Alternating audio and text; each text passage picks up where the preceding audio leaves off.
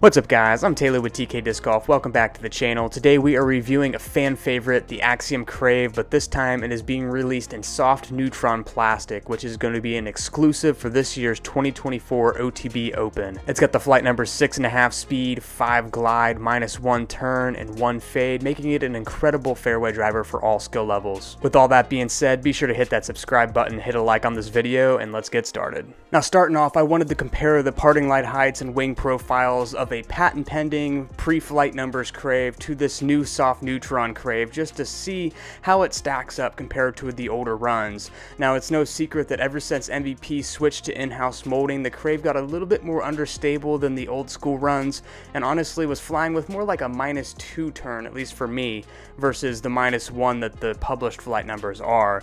Taking a look at this photo on the left, we've got the patent pending first run Crave actually from 2014, and you can see that its parting line height is just a smidge higher than this Soft Neutron run on the right, but honestly it is so dead close that it's really not going to affect it too much. So I was really excited to see this up front, hoping that that late stability that the old school Craves had is going to stick around for the Soft Neutron run. Flipping the discs over, you can see that the Soft Neutron on the right has a smidge more shoulder, whereas the old school was a little bit more flat. And here's a nice side profile of the entire disc, and you can really tell that there's not a ton of dome to the disc, but overall the profile is still pretty flat with a little bit of shoulder. Lastly, I wanted to get one more picture comparing. On the left now is a Sarah Hokum modern day regular Neutron Crave, and you can tell the parting line height is much lower compared to the Soft Neutron run, so hopefully we're going to see some more stability with this. Now moving on to some field throws, obviously taking these parting line height pictures beforehand,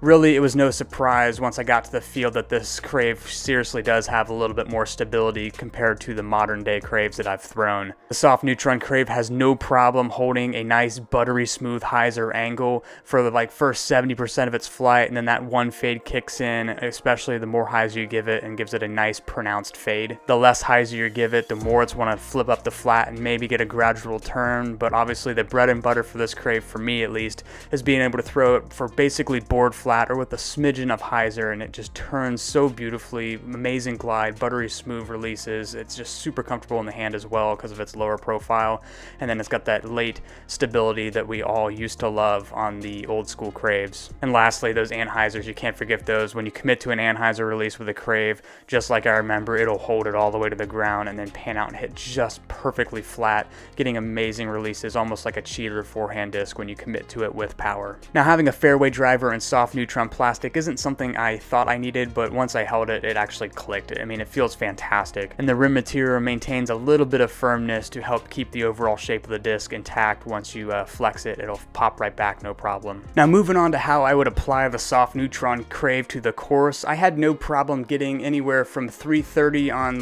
moderate power all the way up to 350, 360 distance with my pretty much maxed out power. So any T sign that shows those distances, I'd have no problem reaching for a Crave, especially if it's in the woods and has a nice straight shot. The course I went to today didn't have too much woods, so it was mostly wide open, but that allowed for this disc to get the beautiful flex S shots out of it when you throw it flat, and it really just shows off the flight numbers.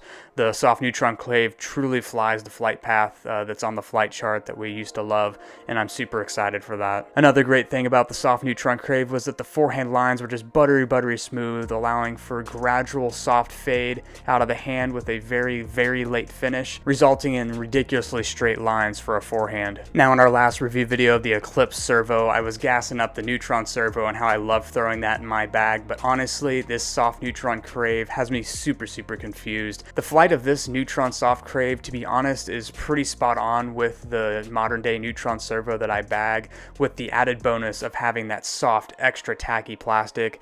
It's going to be a pretty heavy contender for me to potentially switch to for the summertime. But overall, I'm super impressed with the Soft Neutron Crave. I hope you guys are able to pick one of these up from your local retailer. Like I said, they are an exclusive for this year's 2024 OTB Open. If you want to see more videos from us in the future, be sure to hit that subscribe button so you don't miss any of our future uploads, and we will see you on the next one.